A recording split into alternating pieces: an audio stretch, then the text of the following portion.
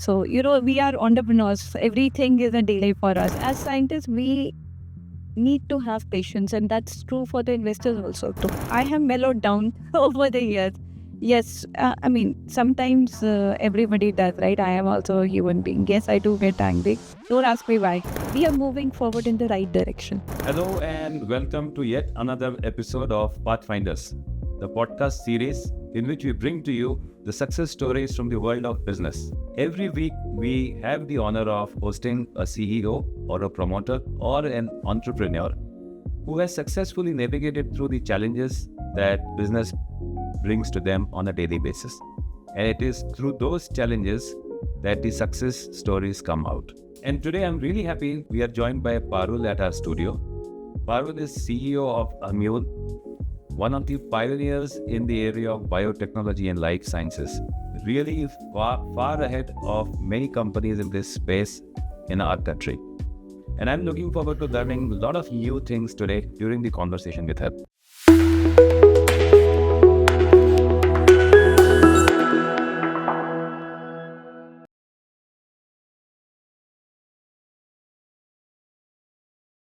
Thank you so much, Parul, for having spared time. I recognize that you have had a really busy schedule, but thank you very much for sparing time today.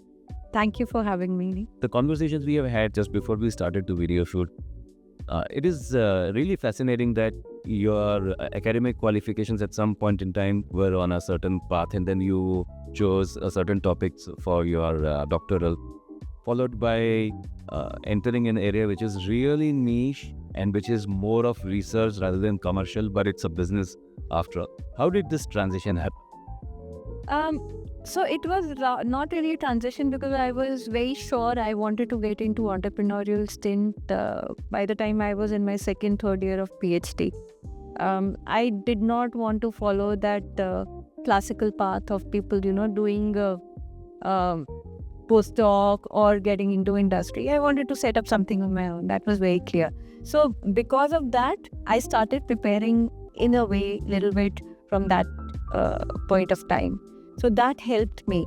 And then once my PhD was completed, I did get an offer for a postdoc in Harvard, but I decided not to pursue that and rather stayed back and did a short stint as a faculty at an institute in Delhi. Post that, full-fledged started the company in 2016, and it's been like 8.5 years now. And we are pursuing our passion in this company, which is called Ammune, wherein we are actually taking the science that we have gained knowledge from my PhD to develop new treatments for skin diseases. Wow, fantastic. Really, congratulations on your 8 patents and 20 more on the way. Yes. One of the things that you mentioned about being clear about getting into something which is entrepreneurial in nature, and over a period of last 7-8 years, you must have discovered that it's full of challenges. And one of those challenges that you mentioned is a lot of paperwork between you and the government for the regulatory reasons. Yes. It's annoying, it's frustrating sometimes, the speed at which government functions, at the speed at which you aim to function. How do you try and deal with that? How do you try and accelerate that? So acceleration is not in our hand. All we can do is do the paperwork perfectly, whatever is required by the government. Don't give them a chance to come back for queries, which will delay the work further. And that's what we can do from our side. What has happened over the years is even government is becoming more and more efficient in terms of what earlier took, say, 3-4 months, now has been shortened to about a month. So that helps companies like us, plan our things properly. But again, it's not in anybody's hand. If there are some discrepancies in paperwork, that's what we have to deal with. But yes, things are becoming much and more streamlined now, and we are looking forward to that helping us maintain our timelines.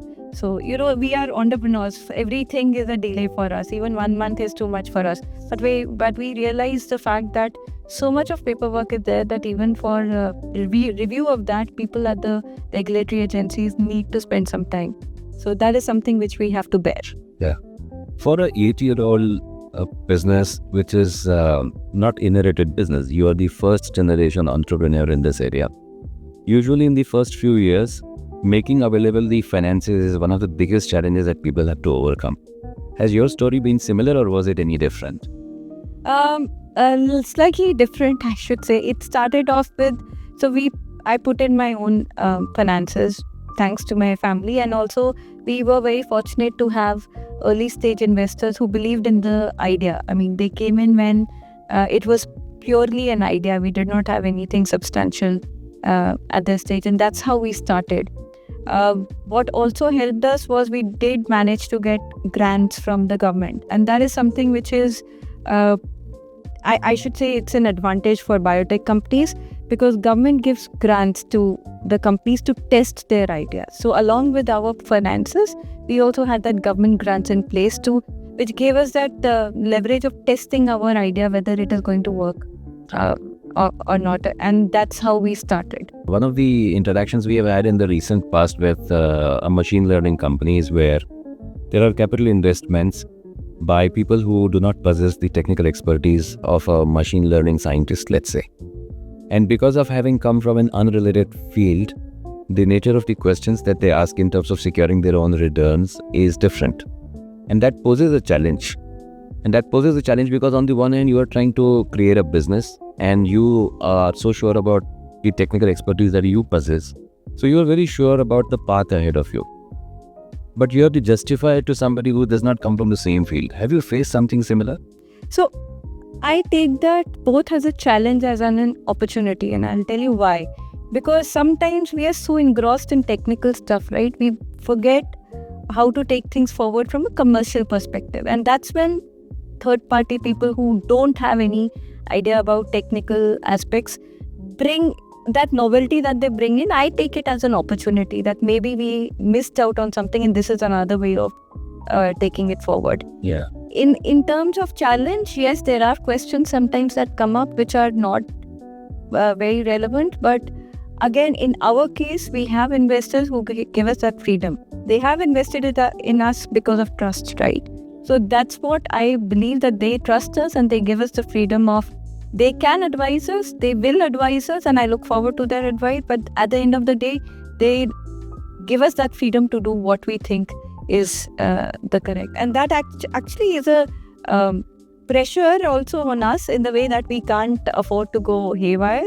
But as I said, it's both an opportunity and a challenge. It's not always a challenge, I would say. I think that's what sets an entrepreneur apart, that they're able to successfully find opportunities even when the situations are challenging. Oh, yes. There are adversities. That's what makes them exceptional. That's true for almost all entrepreneurs, you'll see that. Yeah. Yes. So one of the things that keeps happening in businesses is that the business leads, the CEOs or the CEOs are busy growing the business and running it on a day-to-day basis. But the very nature of your company and your business is that most of it is research-oriented and most of it is inward-looking before you reach out. So your day-to-day schedule looks significantly different from another CEO, I would say. Is that so? Yes. I mean, I'm very passionate about science, and I am a scientist at heart.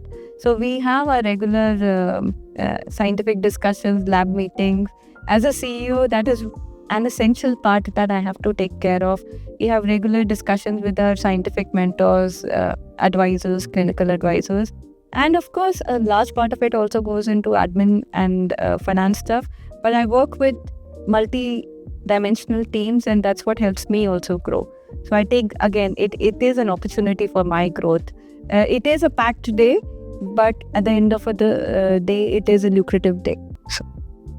One of the things that sets you apart is that your turnaround cycles are very long. In the sense that in conventional businesses where a new product takes, that's sometimes maybe a few weeks on the drawing board, followed by the production line, the assembly line, and then rolling it out. So the marketing teams in parallel can run their market research to figure out what will sell and where should they sell it, what's the channel going to be.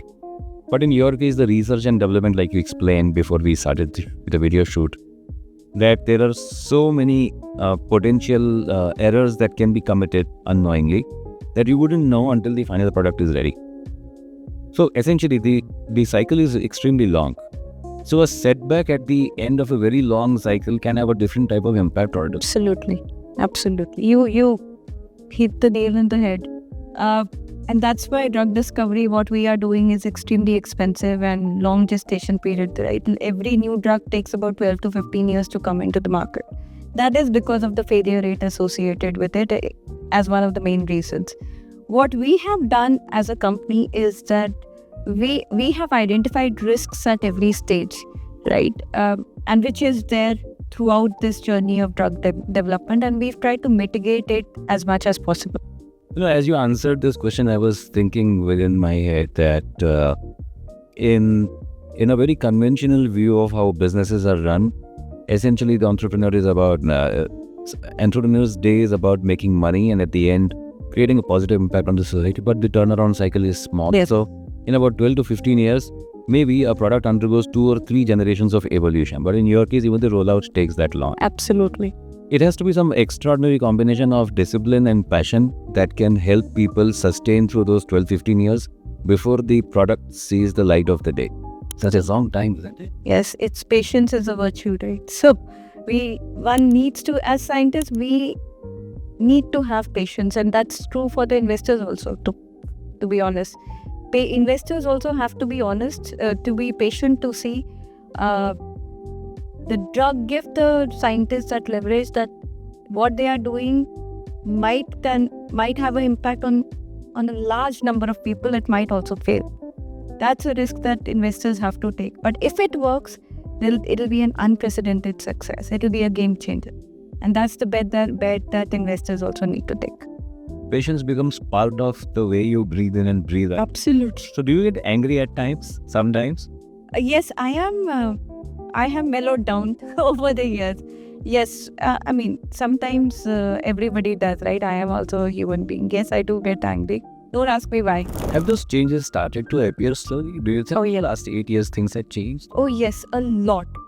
A lot. Now the regulators have to say, for example, when we apply for approvals, they have to respond within a month.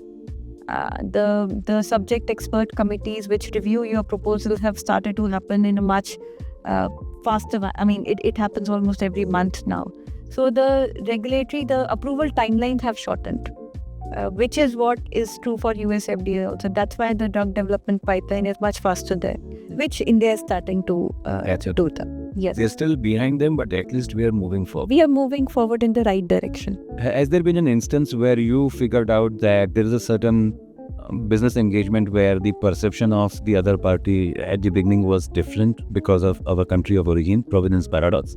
But because of the engagement at different levels within your company, it has dramatically reversed. Yes. Yes, I think that skepticism in the beginning for everybody is that Indian companies which are not known for doing new drug discovery, and how can they, a smaller company, do that? Yeah. Right? And maybe I can give you an example. We were at a conference and I was talking to a director from Pfizer, which is like a giant, right? And they literally were trying to shrug us off. And then we presented our data. We had our... so then he came and congratulated us that what we are doing is excellent, because he realized that what we were doing is first in class, which nobody in the world has it. Forget about India. We had developed animal models, which again, none of the other companies in the world have it. It is only with us. And that's all our proprietary. So data, when we show our data, when people get to see what we have done, their perception drastically changes. And that's what our aim is, that we want to change the perception of India as merely a pharmacy and a generic capital of the world to the new drug discovery capital of the world, where new drugs can be taken into the market for the world. What a moment of pride, isn't it? Yeah, I was very proud of it. Thank you so much. Thanks, we really appreciate your time. And it was absolutely enriching. No, great talking to you. I mean, thank you for having me once again here. So thank you. Thank you so much. Really appreciate it. It was so enriching to converse with Parul today. The area of biotechnology and life sciences is not something that you get to converse about over a dining table chit chat. And because of inspiring leaders like Parul, we are taking giant leaps forward. As usual, here are my 3 key takeaways from today's episode. Number 1, passion. Passion, I think, is the most basic ingredient for an entrepreneur. And it reflects in pretty much everything that Parul does. She is passionate about patents and translating those patents into drugs which are going to benefit the mankind. The second one is clarity. Even during her doctoral, she was clear that she wanted to pursue something in the area of being an entrepreneur, and she's been able to successfully pursue it. The third one is patience. She mentioned that the cycle of drug discovery involves research and development and testing and over and over and over, and it takes anywhere between 12 to 15 years for the concept on the drawing board to realize, to translate into a drug that is sold off the shelf. It takes a huge amount of patience to be able to go through that long cycle, because the outcomes can prove to be major setbacks from time to time. And as an entrepreneur, she has to navigate through those setbacks from time to time. I hope you enjoyed this episode as much as I enjoyed conversing with Parul today. Hope to see you in the next episode soon. Until then, keep scaling up.